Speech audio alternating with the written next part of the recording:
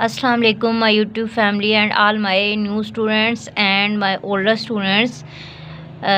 उम्मीद करती हूँ आप खैरियत से होंगे और आप बहुत अच्छे तरीके से पढ़ रहे होंगे। तो आज हम पढ़ रहे हैं Oxford countdown book 5 third edition है हमारा। हमने चैप्टर नंबर 8 स्टार्ट किया हुआ था जिसकी एक्सरसाइज 8 है, मैं कंप्लीट करवा चुकी हूँ।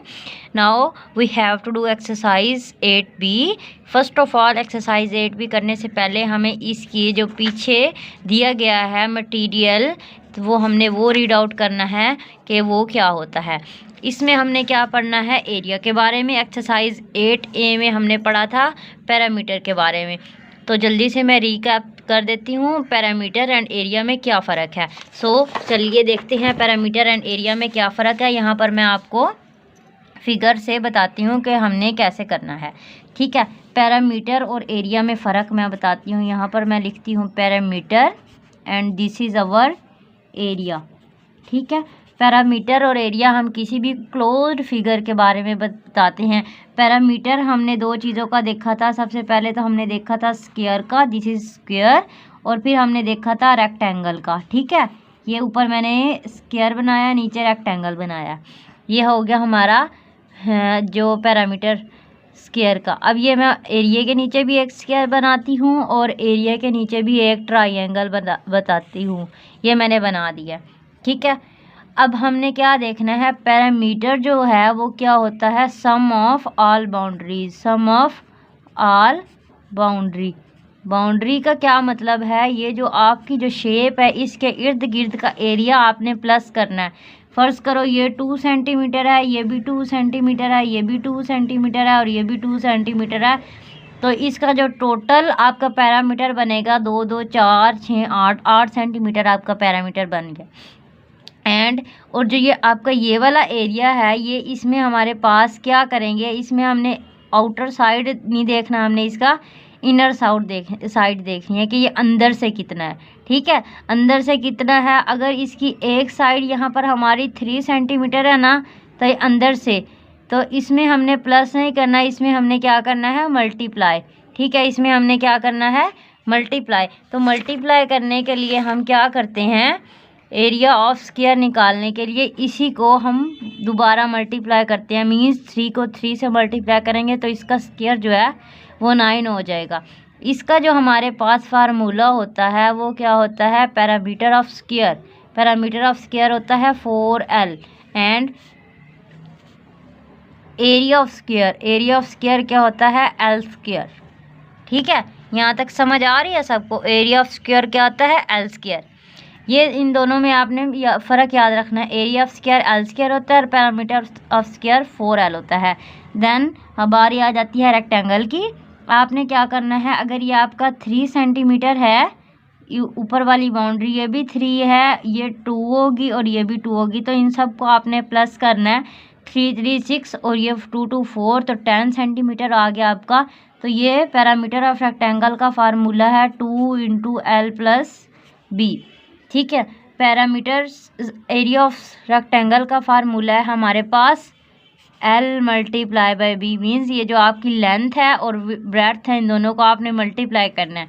आप हमेशा याद रखिएगा, पैरामीटर में हम प्लस करते हैं एंड एरिया में हम क्या करते हैं, जो हम एरिया में करते हैं वो मल्टीप्लाई करते हैं। पैरामीटर का जो आपका यूनिट होता है वो होता है सेंटीमीटर और एरिया का जो यूनिट होता है वो होता है सेंटीमीटर स्क्वायर। ठीक हो गया, यहाँ तक समझ आ रही है सबको। आई होप आपको ये पैरामीटर और स्क्वायर के बारे में अच्छे तरीके से समझ आ गया होगा। ये 4 फार्मूले अगर आप अच्छे तरीके से याद रख ले, मीन्स आपका क्वेश्चन सोल्व है, बिल्कुल आपको किसी टेंशन की ज़रूरत नहीं है। तो अब हम करने लगे हैं एक्सरसाइज 8B। ये देखिए मैंने खोल के रखी हुई है एक्सरसाइज 8B। एक्सरसाइज 8B में क्या गिवन है, fill in the blanks. The closed region in a shape is called its area. मैंने क्या बताया था, ये आपके पास जो शेप है इसकी आउटर बाउंड्री को क्या कहते हैं, पैरामीटर, और इसकी जो क्लोज शेप के जो अंदर वाला रीजन होता है उसको क्या कहते हैं, एरिया। ठीक है, तो पहले वाले में हमने क्या लिखना है, area. The area of rectangle is equal to, rectangle का एरिया लेंथ और ब्रेड्थ को हमने क्या करना होता है, मल्टीप्लाई, और उसका स्क्वायर यूनिट स्क्वायर में होता है, सेंटीमीटर स्क्वायर में। ठीक है, L multiply by B।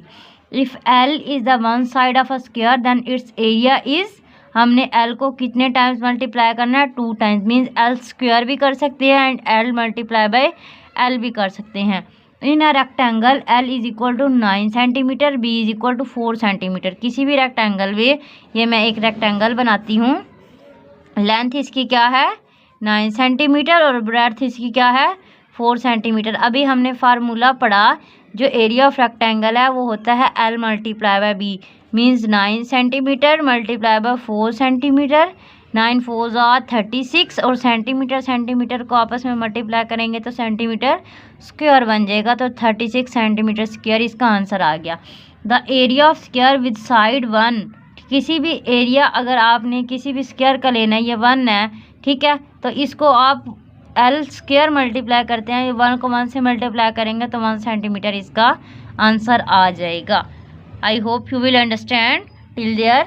Next we move on question number 2।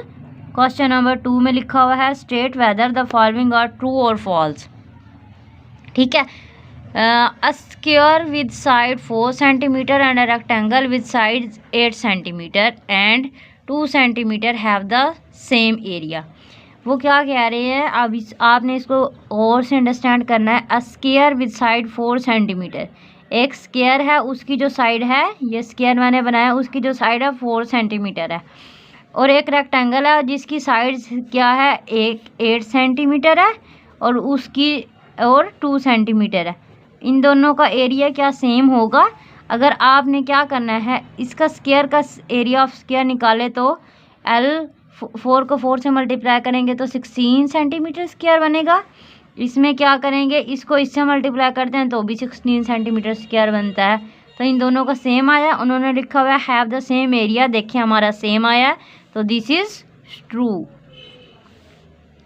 Next, if the length of rectangle is 15 centimeter and the breadth is 10 centimeter, length कितनी है 15 है, breadth कितनी है 10 है, then the area of rectangle is 25 centimeter square, means आपने 15 को 10 से multiply करना है। जब आप 15 को 10 से मल्टीप्लाई करेंगे तो 150 आंसर आएगा, लेकिन इन्होंने हमें क्या गिवन दिया हुआ 25 centimetre square. This is false, क्योंकि यहाँ पर अगर 150 होता तो हम ट्रू करते। नेक्स्ट है the area of a square with each side 5 centimetre is equal to 20 centimetre square.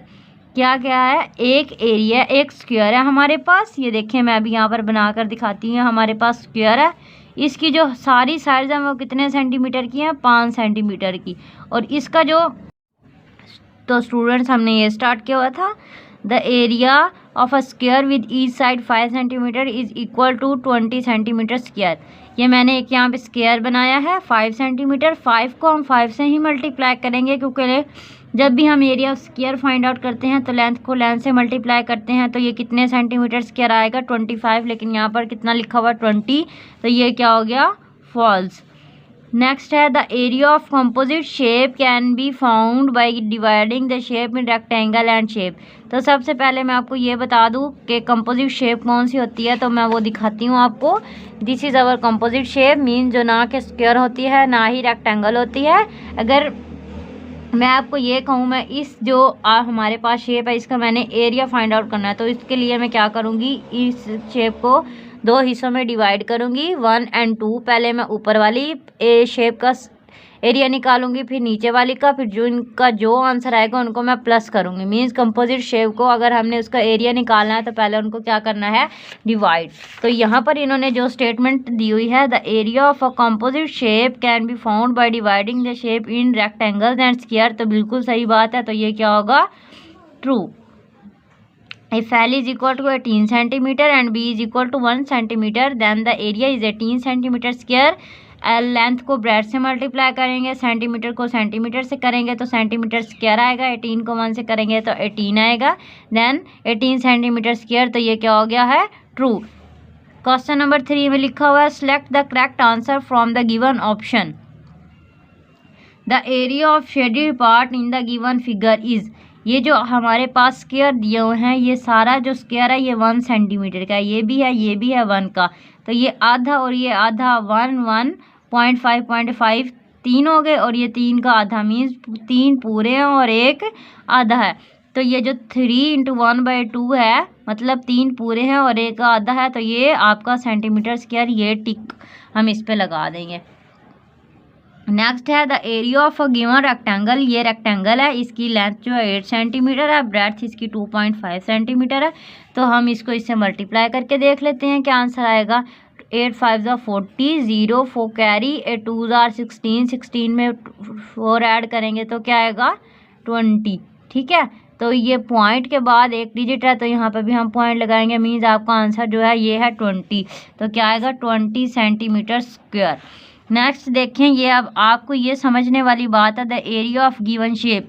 ये जो शेप है आप हमने इसका एरिया कैसे फाइंड आउट करना है। ये हमारे पास कंपोजिट शेप है, कंपोजिट शेप को हम कैसे फाइंड आउट करते हैं, इसको हम डिवाइड करेंगे इनटू 2 पार्ट्स। और मैंने ये क्या कर दिया है, इसको 2 पार्ट्स में डिवाइड कर दिया। अब ये देखें, इसका ये वाला हिस्सा 1 मीटर है, ये वाला भी 1 है, तो ये वाला भी 1 होगा और ये वाला भी 1 होगा। ठीक है, क्या होगा 1। ये आपने क्या करना है, अभी इसको लेंथ को लेंथ से मल्टीप्लाई करेंगे। क्या करेंगे, लेंथ को लेंथ से मल्टीप्लाई करेंगे। लेंथ L1 × 1 तो 1 मीटर हो गया। अभी इसमें हमने क्या करना है, हमने सिर्फ इतना हिस्सा देखा है, ये वाला भी हमारा काउंट हो रहा है। इसको क्या करेंगे, अब हमने 4 को करना है, 4 2 कितने हो गए 8, तो 8 में 1 ऐड करेंगे तो हमारे पास कितना बनेगा 9 मीटर स्क्वायर। क्या बनेगा 9 मीटर स्क्वायर। ठीक हो गया।